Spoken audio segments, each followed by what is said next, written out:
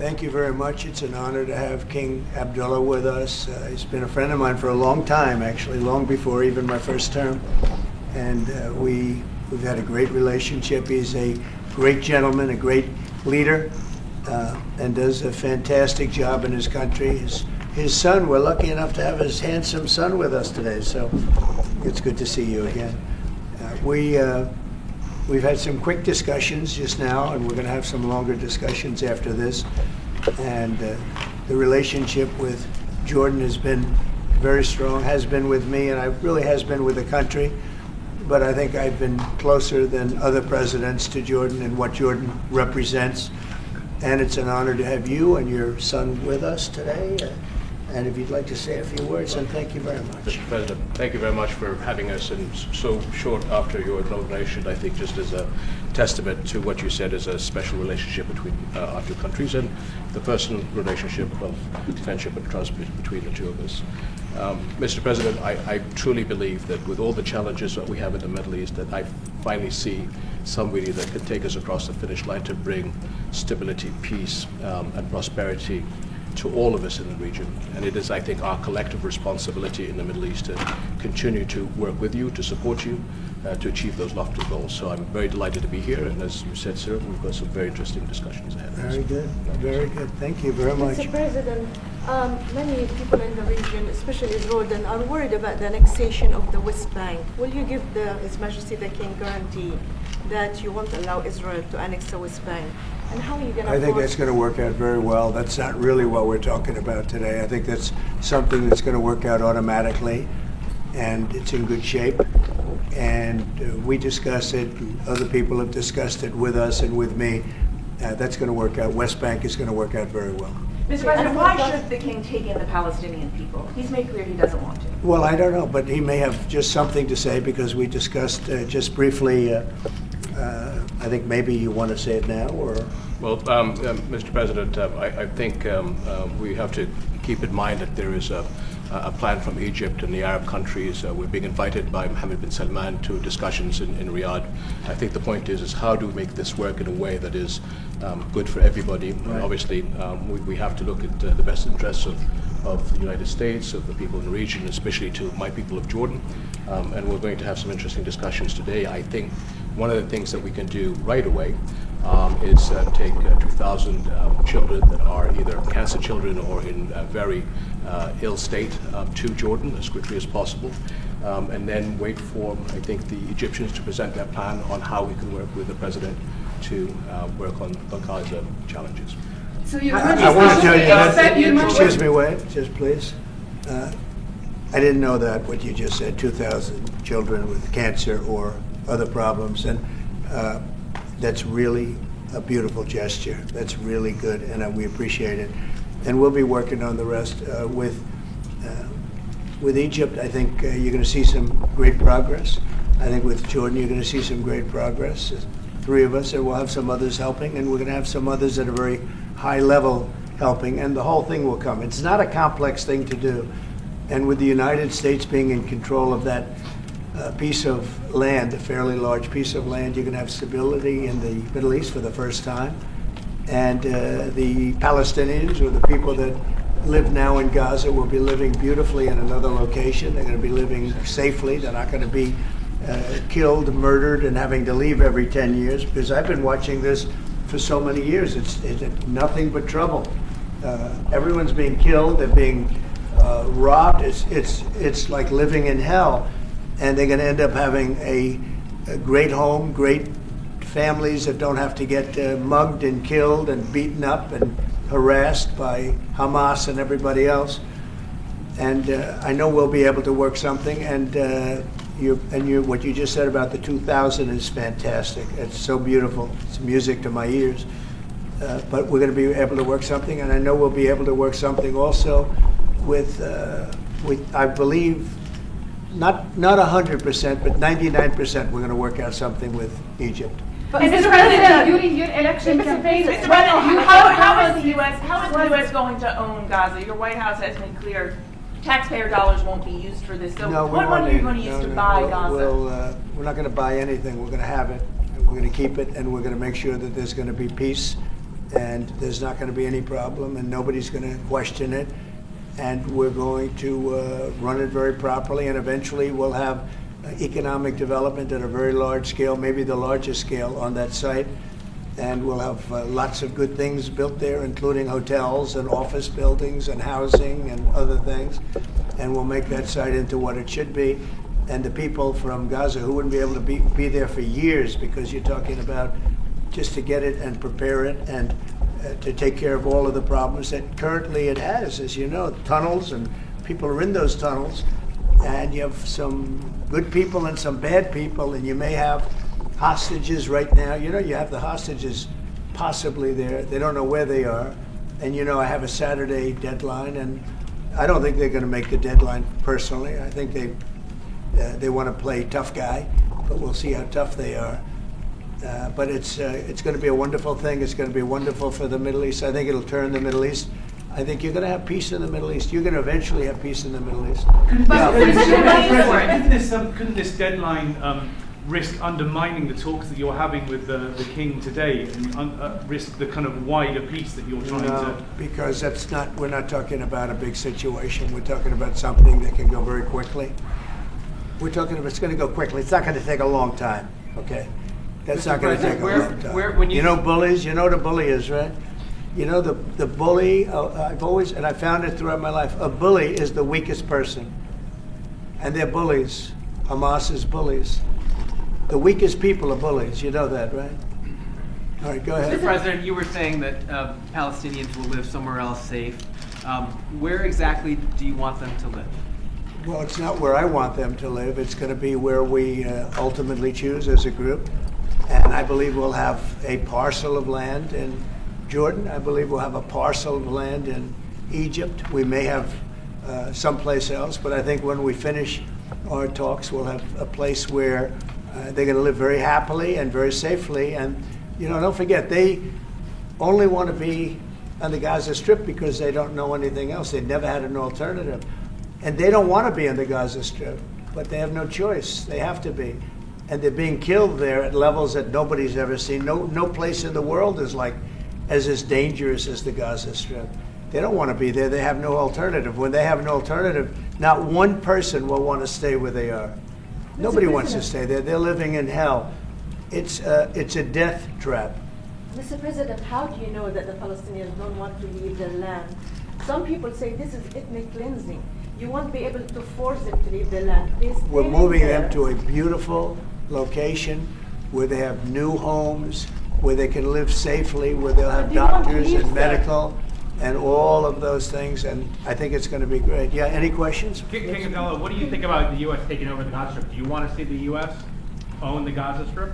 Well, I think, as I said earlier, the president is looking at Egypt coming to present their plan. As I said, we will be in Saudi Arabia to discuss how we can work with the president and with the United States.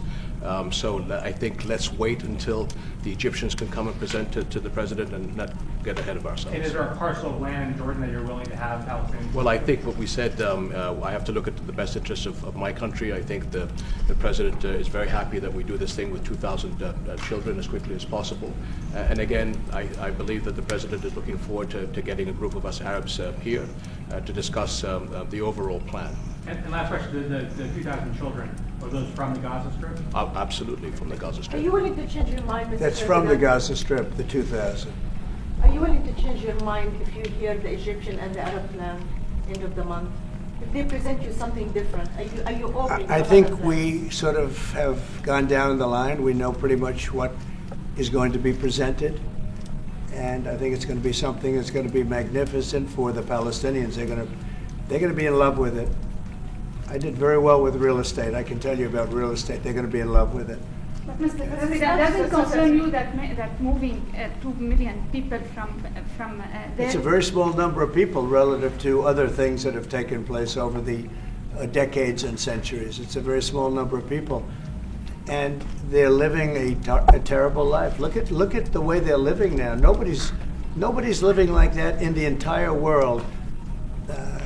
They're living under buildings that are mostly fallen down and will continue to fall down.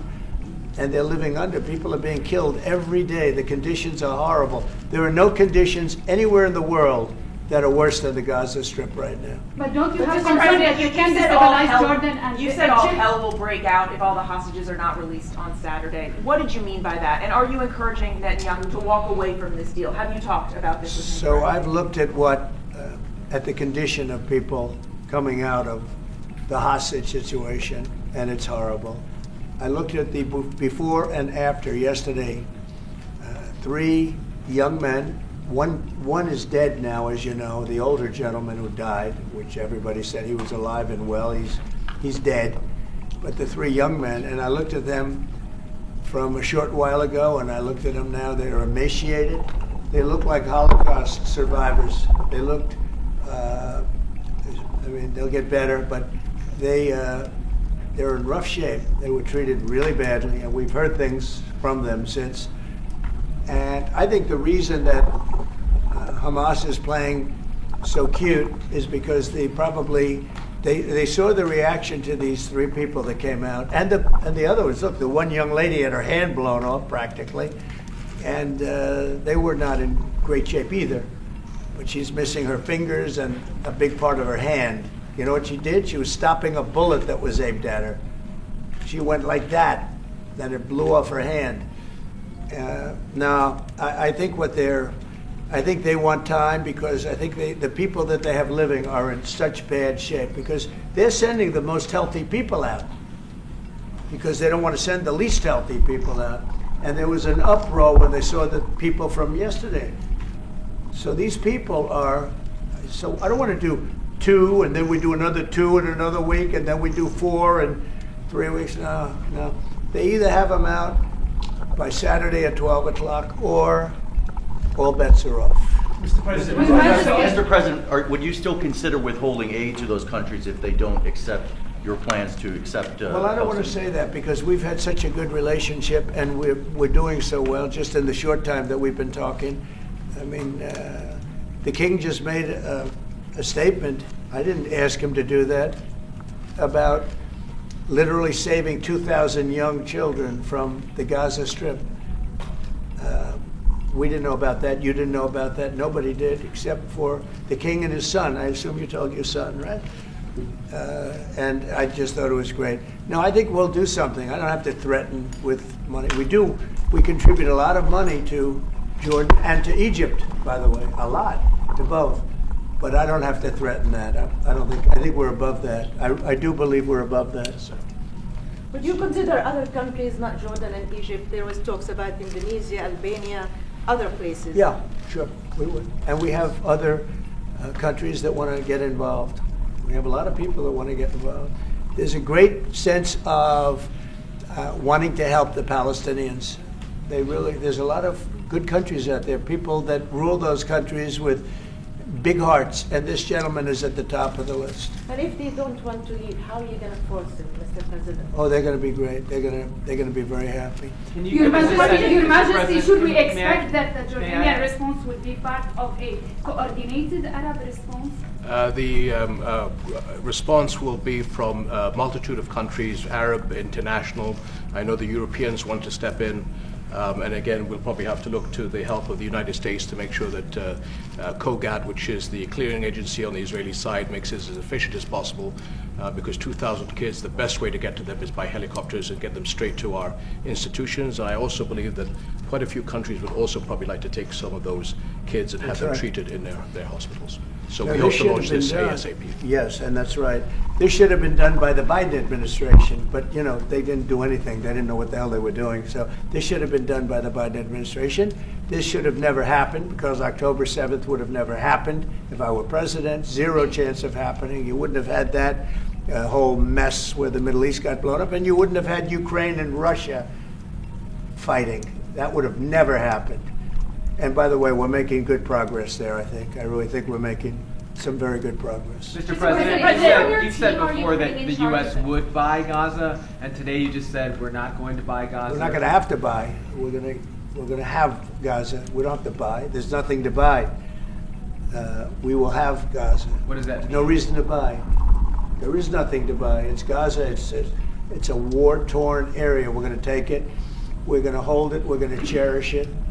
We're going to get it going eventually where a lot of jobs are going to be created for the people in the Middle East. It's going to be for the people in the Middle East, but I think it could be a diamond. It could be an absolute tremendous asset for the Middle East.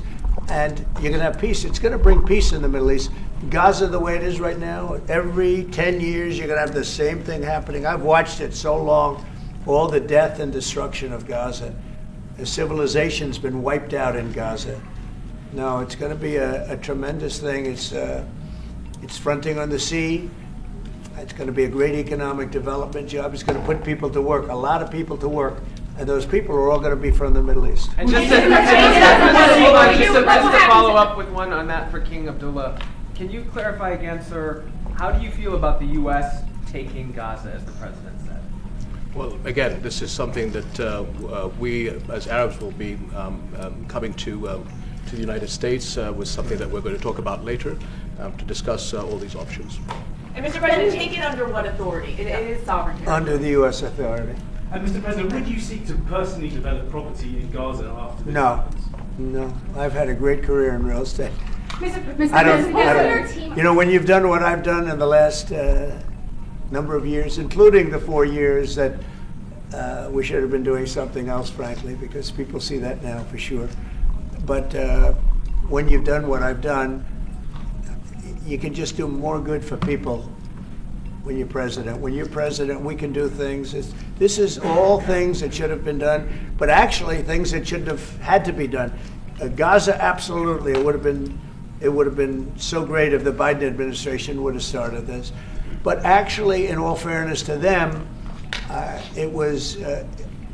they should have never let it happen. It did happen, and because of the fact that they let this happen, this catastrophe of October 7th, something like this becomes practical and very real, meaning the development and all of the things that I've talked about with respect to the Gaza Strip.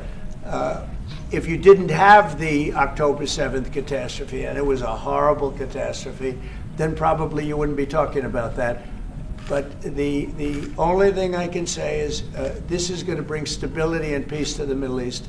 And ultimately, when it's developed, which will be in quite a while from now, because we want to let things calm down.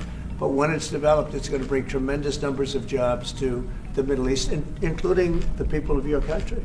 What if it does not bring peace to the Middle East? There are many Palestinians, even though you say that everything is going to be beautiful, everything is going to be lovely, they're not going to want to go back. There are going to be people who want to go back and feel like that it is their right to do that. You haven't said, will there be any type of repercussions or anything that happens? We don't think that's going to happen. We think people are going to be very happy, thrilled. A lot of those people that you're talking about are going to end up maybe living there and maybe working there, but it'll be in a different form. We have had tremendous support for this project, and we think the biggest asset of the project, it's going to bring peace ultimately to the Middle East. All right. Mr. President, one last question. Go ahead, behind you. You've asked enough. Mr. President, one of your promises on the campaign trail is to bring peace to the Middle East. It was a promise to your voters, Arab voters here. The Arab voters in the United States oppose this.